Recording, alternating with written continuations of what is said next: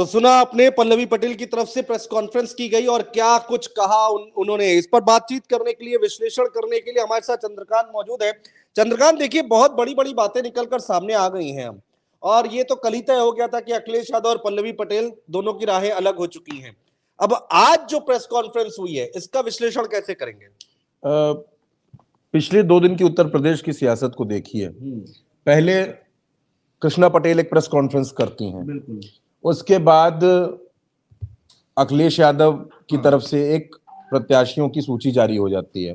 फिर अखिलेश यादव की कल की प्रेस कॉन्फ्रेंस में एक जवाब निकल करके आता है और पल्लवी पटेल ने आज एक प्रेस कॉन्फ्रेंस की। अगर मेरी जानकारी ठीक ठाक है, मुझे ठीक ठाक खबर के बारे में पता है, तो मुझे ऐसा लगता है कि उत्तर प्रदेश में शायद पल्लवी पटेल ने पहली या दूसरी बार प्रेस कॉन्फ्रेंस की होगी। इसके अलावा इतनी बड़े स्तर पर कोई प्रेस कॉन्फ्रेंस पल्लवी ने नहीं की। अब अंतर कहां पर है अनुज जी? देखिए, सीटों का ऐलान करती हैं राजमाता कृष्णा पटेल। जब दूरियों की खबर आती है कि इंडिया गठबंधन समाजवादी पार्टी में दूरियां हैं, अखिलेश ने कह दिया कि 22 तक था, 24 में नहीं है, तब सफाई देने कौन आता है? पल्लवी पटेल। तब कृष्णा पटेल नहीं आती हैं। तो आप इससे अंदाजा लगा सकते हैं कि लड़ाई और खटास की बातें कहां तक हैं। पल्लवी पटेल की पूरी बात को हमने और आपने पूरे ध्यान से सुना, दर्शकों ने भी सुना। बात दरअसल ये है, बात कहां पर है? बात ये है कि पल्लवी पटेल 17 फरवरी को वाराणसी में राहुल गांधी की भारत जोड़ो न्याय यात्रा में शामिल होती हैं। तब तक उत्तर प्रदेश में अखिलेश और राहुल के बीच सीट शेयरिंग हुई नहीं थी। अखिलेश भी शामिल नहीं हुए थे भारत जोड़ो न्याय यात्रा, वो तो मैं बहुत बाद में जाकर शामिल हुए जब सीट शेयरिंग हो गई। शायद ये खटास अखिलेश के मन में थी कि पल्लवी पटेल हमारे साथ गठबंधन में थी, हमने उनको विधायक बनाया, हमारे सिंबल पर वो समाजवादी पार्टी के सिंबल पर साइकिल निशान पर सिराथू से विधायक बनी, और वो इस तरीके की चीजें कर रही। पहला। दूसरा, राज्यसभा चुनाव में वोटिंग को लेकर जो कुछ चीजें हुई वो। दूसरा, मुझे ऐसा लगता है कि पल्लवी पटेल जिस दिन से विधायक बनी, 10 मार्च 2022 से लेकर अब तक, उनकी सियासी महत्वाकांक्षाएं लगातार बढ़ती जा रही थी। आपने देखा होगा कि वो लगातार मुखर होती जा रही। देखिए, पल्लवी पटेल की सीट सिराथू वो सीट है, डिंपल यादव ने बहुत कम सीटों पर प्रचार किया था, जिसमें से आपकी डिंपल यादव ये सीट थी, मछली शहर में रागिनी की सीट थी। आप ये कह रहे हैं कि डिंपल यादव ने कम सीटों पर प्रचार किया, लेकिन सिराथू गई। हाँ, सिराथू गई, पल्लवी की सीट पर गई, यानी कि रिश्ते वहां तक बेहद ठीक थे। लेकिन पिछले 6 महीने से, जब से ये चीजें हुई, उत्तर प्रदेश में, देश में लोकसभा चुनाव का ऐलान होने वाला था, समीकरण बदल रहे थे, चुनावी मोड में देश जा रहा था, तब से पल्लवी पटेल का स्वभाव, सियासी जो उनकी चीजें थी, वो बदल रही थी। अब इधर हुआ क्या कि इन्होंने 3 सीटों पर दावा कर दिया। अब अनुज जी, सबसे ज्यादा जो गौर करने वाली बात है दर्शकों के लिए भी, कि ये तीनों सीटें अलायंस में समाजवादी पार्टी के खाते में है। मिर्जापुर, फूलपुर और कौशाम्बी, ये तीनों सीटें उसके पास हैं, और उन्हीं तीनों सीटों पर पल्लवी ने दावा ठोक दिया। पल्लवी पटेल ने की मां कृष्णा पटेल, पल्लवी पटेल ने ये बात नहीं कही, पल्लवी पटेल की मां कृष्णा पटेल ने कहा कि हमने 3 सीटों के बारे में बहुत पहले बता दिया था कि भाई हम इन 3 सीटों पर अपने प्रत्याशी उतारेंगे। लेकिन सपा के जो प्रदेश अध्यक्ष है, उनसे जब हमारे संवाददाता ने बात की कि पल्लवी पटेल की मां कृष्णा पटेल जो है इसी तरह से कह रही है, तो उन्होंने एक लाइन में जवाब दिया। उन्होंने कहा कि किसी भी माध्यम से, लिखित या मौखिक, किसी भी तरह से पल्लवी पटेल या कृष्णा पटेल ने हमसे सीटों पर कोई बातचीत नहीं की है। और उसके बाद जब प्रेस कॉन्फ्रेंस करके 3 सीटों पर दावा ठोका गया, तो आपने खुद ही देखा 2 घंटे बाद ये चीजें हो गई। देखिए, सियासत में जब महत्वाकांक्षा ज्यादा बढ़ जाती है, पल्लवी पटेल से एक सवाल पूछा गया गठबंधन धर्म को लेकर, तो पल्लवी पटेल ने कहा कि गठबंधन धर्म तो उनको भी निभाना चाहिए। भाई, जब आप ये कहते हैं कि हम अलायंस में हैं, आपने अपनी सीटें तय कर ली, आपने कांग्रेस की 17 सीटें तय कर दी, हमारी एक भी सीट आपने तय नहीं की, हमको आपने एक भी सीट नहीं दी। तो अब उसका जवाब तो अखिलेश ने एक लाइन में दे दिया कि हमारा गठबंधन तो 22 तक था, 24 में गठबंधन नहीं है। देखिए, ये तय हो चुका था राज्यसभा चुनाव के वक्त से ही कि अब पल्लवी पटेल और अखिलेश के बीच में वो रिश्ते, जो वो फोन पे गहमा गहमी हुई थी, बहुत ज्यादा टॉक हुई, वो जो बहसबाजी हुई, उसके बाद से। और फिर अखिलेश यादव ने एक स्टेटमेंट और दिया कि हम जिसको आगे बढ़ाते हैं वही हमको आंख दिखाने लगते। देखिए, सियासत में सच्चाई से इंकार नहीं किया जा सकता। पल्लवी पटेल सिराथू से अगर विधायक बनी, तो उसमें समाजवादी पार्टी के सिंबल का बहुत बड़ा योगदान है, बहुत बड़ा योगदान है। सोनेलाल पटेल अपने जीवन में कोई चुनाव नहीं जीते, सोनेलाल पटेल बसपा के संस्थापक सदस्यों में से एक थे, कांशीराम के साथ चलने वाले नेता थे। 1995 में उन्होंने पार्टी बनाई, 2009 में एक एक्सीडेंट में उनका निधन हो गया और उसके बाद 2009 से ही अपना दल में एक, थोड़ा सा दर्शकों के लिए अपना दल को समझना भी जरूरी है, अपना दल में परिवार और पार्टी दोनों में विरासत की जंग छिड़ गई। देखिए, सोनेलाल पटेल की 4 बेटियां हैं और हुआ क्या कि पल्लवी पटेल सबसे बड़ी बेटी है, तो राजनीतिक उत्तराधिकारी उन्होंने अपने आप को बनाने की कोशिश की। उस समय कृष्णा पटेल राष्ट्रीय अध्यक्ष बन गई, राष्ट्रीय महासचिव की जिम्मेदारी अनुप्रिया पटेल को मिली। लेकिन पार्टी में जिस तरीके से दो फाड़ हुआ, परिवार में झगड़े हुए, अनुप्रिया ने अलग दल बनाया, फिर कमेरावादी अलग हुआ, करते करते अनुप्रिया आज उस मुकाम पर पहुंच गई और पल्लवी कहीं ना कहीं उस मुकाम के लिए छटपटा रही थी। वो मंच उनको अखिलेश यादव ने दिया, अखिलेश यादव ने उनको, आप कभी भी पुरानी तस्वीरें, ट्वीट्स निकालिए पुराने जो होते थे, अखिलेश हमेशा कृष्णा पटेल को राजमाता लिखा, पूरे सम्मान के साथ रखा। लेकिन देखिए, अब ये लड़ाई आई थी जब कृष्णा पटेल और पल्लवी पटेल को अखिलेश के साथ खड़े होना था इस चुनाव में, लेकिन वहां भी उनकी महत्वाकांक्षाएं हैं। अंदर खाने की जो खबरें हैं अनुज जी, वो काफी इशारे कर रही हैं। पल्लवी पटेल से ये सवाल भी पूछा गया कि क्या, एक पत्रकार ने पूछा कि आप तो अपनी पार्टी को ओवर रेट कर रही हैं, भाई अनुप्रिया पटेल के पास 13 विधायक, इतनी चीजें, तब भी वो 2 सीटें मांग रहे हैं, आप तो ओवर रेट कर रही हैं। तो कह रही है कि अगर मैं ओवर रेट करती तो मैं ज्यादा सीटों पर प्रत्याशी उतारती। मतलब उनका इशारा यह था कि उत्तर प्रदेश में 6% कुर्मी वोटर्स हैं, जिनको दर्शक भी जानते हैं कि सचान के नाम से, वर्मा के नाम से, पटेल के नाम से लोग जानते हैं, और 10 से 12 सीटों पर ये प्रभावी हैं, इनका असर है। तो हम तो फिर 10 से 12 सीटों पर प्रत्याशी उतार देते, लेकिन हम तो 3 पे उतार रहे हैं। मतलब पल्लवी पटेल यहां भी ये दिखा रहे हैं कि हम धैर्य दिखा रहे हैं, हमारा गठबंधन धर्म है, वो नहीं दिखा रहे हैं। अब देखिए, ये 3, देखिए मैं बिल्कुल एक साफ तौर पर सपाट बात कह देता हूं कि ये 3 सीटें देना मुश्किल है, नामुमकिन है। पल्लवी पटेल ने एक और बात कही कि जिन सीटों पर हम लड़ना चाह रहे थे वो सीटें कांग्रेस के खाते में दे दी गई। भाई, आप कहां चुनाव लड़ना चाह रही थी? क्या आप बाराबंकी में चुनाव लड़ना चाह रही थी? क्या आप कानपुर में चुनाव? देखिए, कन्नौज और कानपुर की जो बेल्ट है वो अपना दल सोनेलाल पटेल के राजनीति का एक बड़ा गढ़ रहा है, क्योंकि सोनेलाल पटेल का जन्म कन्नौज के गांव में हुआ है, तो वहां से कानपुर उन्होंने लंबे वक्त तक कानपुर में उन्होंने राजनीति की है। अब वो सीटें तो दी नहीं जा सकती। आप देखिए, राजनीति में आप ऐसी चीजें मांग, देखिए होता क्या है, जब आपने तय कर लिया है कि हमको इस रिश्ते से अलग होना है, हमको इस गठबंधन में नहीं रहना है, तो आप कुछ ऐसा मांग लीजिए जो सामने वाले के लिए देना मुमकिन नहीं है। फिर आप कह दीजिए हमने तो मांगा, हमने तो गठबंधन धर्म निभाया, हमने तो अनुशासन का पालन किया, उन्होंने नहीं दिया। और पल्लवी बार बार अपनी प्रेस कॉन्फ्रेंस में उन्होंने 3 बार एक बात को कोट किया, मुझे वो लाइन मैंने 3 बार सुनी उनकी बात में, कि अब अखिलेश यादव ये तय करें कि पिछड़ों और दलितों को सम्मान करना है कि नहीं करना है। अखिलेश यादव की मैं विधायक नहीं हूं, मैं तो अपना दल गठबंधन की विधायक हूं, और अगर अखिलेश यादव कहेंगे तो मैं इस्तीफा दे दूंगी। नहीं, उन्होंने एक बात कही पल्लवी पटेल ने कि ठीक है, उनके पास अधिकार है मुझे पार्टी से निकालने का, मेरी सदस्यता छीनने का, तो क्यों नहीं कर रहे हैं? क्यों समाजवादी पार्टी डर रही है? ये उनकी लाइन थी। देखिए, उन्होंने कहा कि आप समझिए इसका मैसेज क्या है। इसका मैसेज, ये नैरेटिव सेट करने की कोशिश है, ये एक पिछड़ों और को, दलितों को मैसेज देने की कोशिश है कि अगर अखिलेश यादव मेरा इस्तीफा मांगते हैं, या अखिलेश यादव अगर विधानसभा के स्पीकर सतीश महाना को पत्र लिखते हैं कि भाई हमारे सिंबल पर विधायक थी, अभी हमारे साथ नहीं, इनकी सदस्यता ले ली जाए, तो मैं तो मेरे साथ तो सिंपैथी आ जाएगी, मैं तो पिछड़ों के बीच में, दलितों के बीच में, कुर्मी समाज के लोगों के बीच में जाऊंगी कि देखिए अखिलेश यादव ने मेरे साथ ऐसा कर दिया। पल्लवी जानती है अखिलेश यादव ये चीज नहीं करेंगे, और खासतौर पर चुनावी मौके पर कतई नहीं करेंगे, लेकिन बार बार इसको कहते हैं ना, प्रोवोक करना, उकसा रही है अखिलेश यादव को वो, ताकि वो कुछ बोले, ताकि सपा की तरफ से कोई स्टेटमेंट आए, लेकिन ऐसा हो नहीं रहा है, ऐसा सपा कर नहीं रही है। अब पल्लवी बार बार क्या कह रही है, अगर आप कहेंगे तो मैं विधायकी से इस्तीफा दे दूंगी। फिर जब वो पत्रकारों ने सवाल पूछा कि बता तो दीजिए आगे क्या करेंगे, तो उन्होंने कहा 2 दिन वेट करिए। हाँ, ये बोला उन्होंने, 2 दिन वेट 2 दिन वेट करिए, यानी 2 दिन में उत्तर प्रदेश की राजनीति में अनुज और बड़े चेंजेस और बड़े बदलाव मिलेंगे।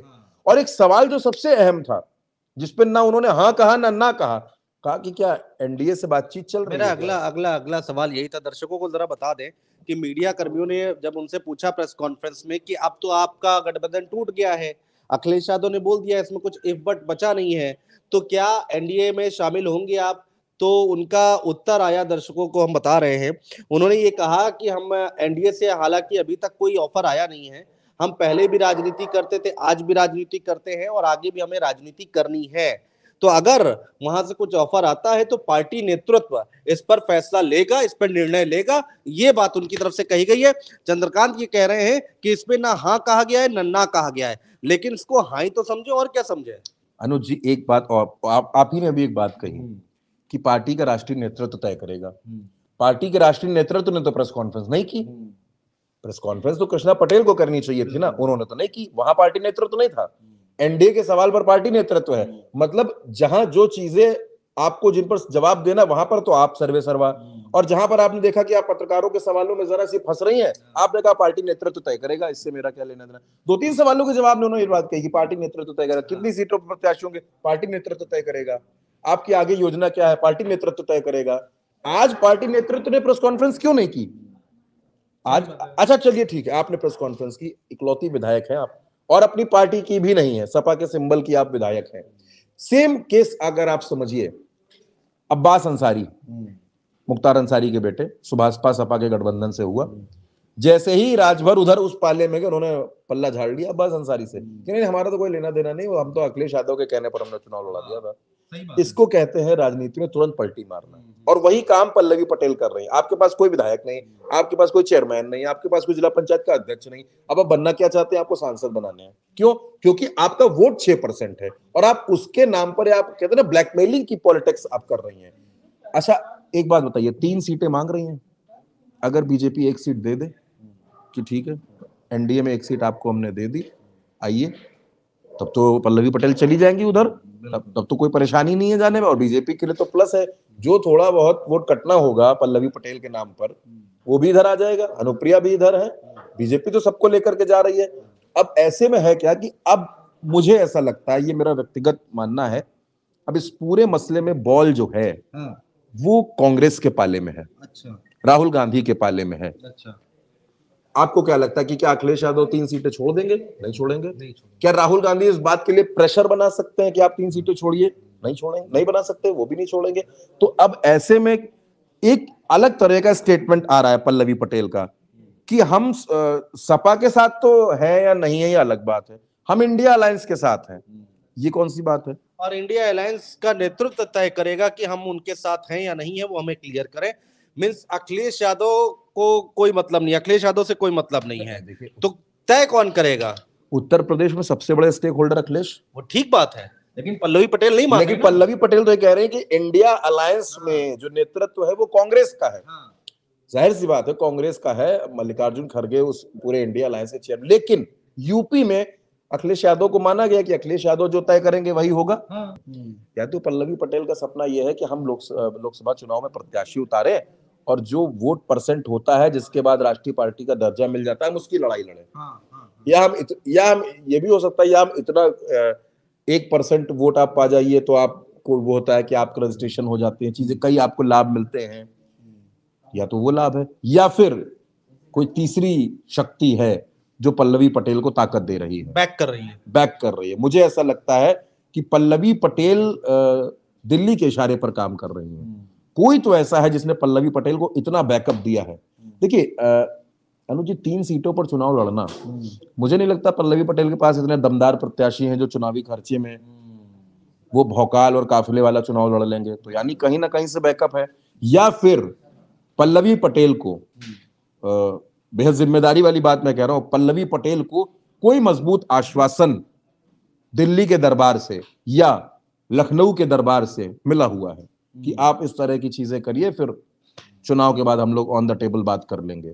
ये भी हो सकता है। और देखिए राजनीति में कुछ भी संभव है। जयंत चौधरी बड़े सिद्धांतों की बातें कर रहे थे कि मेरी बात पत्थर की लकीर है, मैंने जो कह दिया वो कह दिया, चले गए।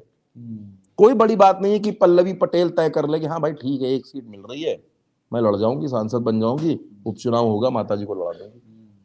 कोई राजनीति में कुछ भी असंभव नहीं है। देखिए राजनीति में ना कोई स्थायी शत्रु है, ना कोई स्थायी मित्र है, ना यहाँ को कोई सिद्धांत है, ना यहाँ की कोई नीति है। जो लाभ आपको दे रहा हो आप उसके साथ काम करिए। तो मुझे ऐसा लगता है पल्लवी पटेल इस समय जिसको कहते हैं लॉट्स ऑफ ऑप्शंस, उनसे घिरी हुई हैं। उनको लग रहा है कि यार इधर से 1 सीट मिल सकती है, कांग्रेस को मना लूं तो अखिलेश को मना कर। तो क्या अखिलेश यादव को इतना लाइटली लेना क्या ठीक है? पल्लवी पटेल वर्सेस अखिलेश यादव आज की डेट में होता दिखाई दे रहा है। तो ये तो पहली बात तो वर्सेस कहीं से बनता नहीं है। अखिलेश यादव का बहुत बड़ा कद है उत्तर प्रदेश वो के नेता विरोधी दल है इस मौजूदा वक्त में, उत्तर प्रदेश के सबसे बड़े विपक्षी दल हैं। विपक्ष में सबसे ज्यादा तेजी के साथ वो प्रत्याशियों का ऐलान कर रहे हैं, इस राज्य के मुख्यमंत्री रहे हैं और समाजवादी पार्टी का संगठन यूपी का सबसे बड़ी बात मुलायम सिंह के बेटे हैं, राजनीतिक परिवार, राजनीतिक विरासत है। और अखिलेश यादव के साथ पल्लवी की तुलना जो लोग भी कर रहे हैं, क्योंकि हम लोग अभी सोशल मीडिया देख रहे थे, वहां भी तरह तरह की चीजें चल रही हैं, वो गलत है। देखिए, अखिलेश यादव पिछले कई दिनों से चर्चाओं में है, कभी चंद्रशेखर को लेकर, कभी पल्लवी पटेल को लेकर, कभी राजभर को लेकर, कभी जयंत को लेकर। अब हो क्या रहा है, पल्लवी पटेल के सामने कोई ऑप्शन ऐसा है जो उनको बैकअप दे रहा है। दूसरा, पल्लवी पटेल ये भी सोच रही हैं कि देखिए, अनुप्रिया के सामने पल्लवी का लड़ना ये सिर्फ चुनाव भर रह जाएगा, उसमें नतीजा कोई नहीं निकलने वाला। अच्छा, मिर्जापुर के बारे में एक रोचक फैक्ट है जो आज वहां के लोगों से पता चला कि मिर्जापुर में कोई तीसरी बार सांसद नहीं बनता। हाँ, नहीं बनता है। और अनुप्रिया पटेल इतिहास रच देंगी अगर बन गई, अगर वहां भी अगर बन गई, हाँ। तो वो तीसरी बार तो इतिहास रच देंगे। अब है क्या कि वहां पर अगर पल्लवी पटेल चुनाव लड़ जाती हैं, पहली बात, मैं इस बात को लेकर कतई पता नहीं क्यों अंदर से श्योर नहीं हूं कि पल्लवी पटेल अनुप्रिया के सामने चुनाव लड़ने जाएंगी। देखिए, सिर्फ अगर अनुप्रिया को डेंट करने की कोशिश है तो पल्लवी, मुझे ऐसा लगता है आज की प्रेस कॉन्फ्रेंस को सुनकर के सियासी शातिर हो गई हैं, वो सियासत को समझ गई हैं, वो वहां अपनी मां को लड़ा देंगी। देखिए, उसके साथ क्या है ना, उसके साथ एक सिंपैथी जुड़ती है, सुनील पटेल की पत्नी है, तमाम चीजें हैं, और अनुप्रिया के सामने एंटी इनकम्बेंसी है, वहां वो चुनाव रोचक बन सकता है। लेकिन पल्लवी ये गलती करेंगी जाकर के, हालांकि पल्लवी का कोई नुकसान नहीं है, विधायक तो वो ऐसे ही भी हैं, सांसद ही लड़ जाएंगे, उनके सामने क्या नतीजा होगा ये भविष्य तय करेगा, कौन जीतेगा कौन हारेगा, क्योंकि हम आप सब कुछ कर सकते हैं, सारे आकलन कर सकते हैं, समीकरण बता सकते हैं, जीत हार किसकी होगी ये तय करना। पल्लवी पटेल को शायद ये खल गया, ये बात बुरी लग गई कि भाई कांग्रेस ने भी सीटें तय कर ली, समाजवादी पार्टी ने तय कर ली, तीसरे हम दल बचे हुए थे, हमको ही बता देते। कह रही थी कि भाई एक सीट के भी आपने हमको काबिल नहीं समझा, अगर उस लायक भी नहीं समझा तो कम से कम बता तो दीजिए। उनकी बात यही थी। अच्छा, अगर अपना दल कमेरावादी इस गठबंधन में था, सीधी सी बात है, तो जाहिर तौर पर उनको बताना चाहिए था, उनकी स्थिति क्लियर करनी चाहिए। उनकी स्थिति, और देखिए, हो सकता है क्लियर की हो, ये भी हो सकता है, ऐसा नहीं कह सकते वो उस पर संतुष्ट ना हुई हो, जो स्थिति क्लियर की गई कि भाई आपको हम किसी सीट पर चुनाव नहीं लड़ाएंगे, आगे विधानसभा चुनाव होगा तो गठबंधन में तो आप भी है ना, आप भी आगे से बातचीत कर सकते थे ना। इन्होंने कहा कि हमने दोनों पार्टी से चर्चा की, लेकिन उसका नतीजा क्या निकला वो नहीं बताया आपने। लेकिन चर्चा की बात ये है ना अनुज जी की, चर्चा सेम टेबल पे नहीं हुई है, अलग अलग हुई है। किसी के साथ जीप में बैठकर चर्चा हुई है और किसी के साथ फोन पर हॉट टॉक हुई है, तो ये कोई चर्चा नहीं होती है ना अनुज जी। चर्चा होती जब राउंड टेबल पर तीनों पार्टी के नेता बैठे होते और उनके बीच में बातचीत हो जाती कि चलिए ठीक है, अच्छा एक सीट आप लड़ लीजिए।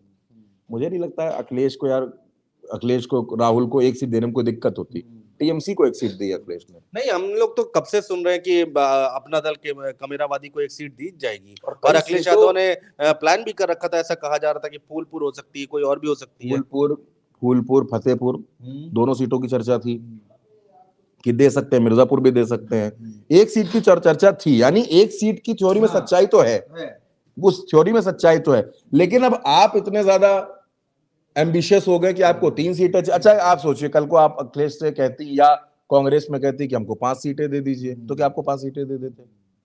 आप 10, अरे खुरमी तो 10-12 सीटों पर है, तो क्या आप 10-12 सीटें मांग लोगे? देखिए, गठबंधन धर्म में पहला नियम क्या कहता है, विनिबिलिटी क्या है, किसी भी सीट पर किस पार्टी की विनिबिलिटी है। बहुत अच्छा उदाहरण दिया बिहार में लालू प्रसाद यादव ने। उस दिन मैं लालू प्रसाद यादव के एक स्टेटमेंट को पढ़ रहा था कहीं, तो उसमें उन्होंने लिखा कि जिन सीटों पर जेडीयू प्रत्याशी उतार रहा है वहां आरजेडी उतारेगा, और जिन सीटों पर बीजेपी का प्रत्याशी है वहां कांग्रेस लड़ ले। बिल्कुल क्लियर कट फॉर्मूला है ये। और यहां पर आप देखिए, यहां पर क्या है, देखिए यहां पर कांग्रेस उतनी मजबूत है नहीं, यहां पर जो सबसे ज्यादा मजबूत, कांग्रेस सबसे ज्यादा मजबूत कब रही, 2009 के चुनाव में, रिसेंटली अगर हम बात करें, 9 में 21 सीटें जीत ली, उसके बाद से क्या हो रहा है, 2-1 घटी।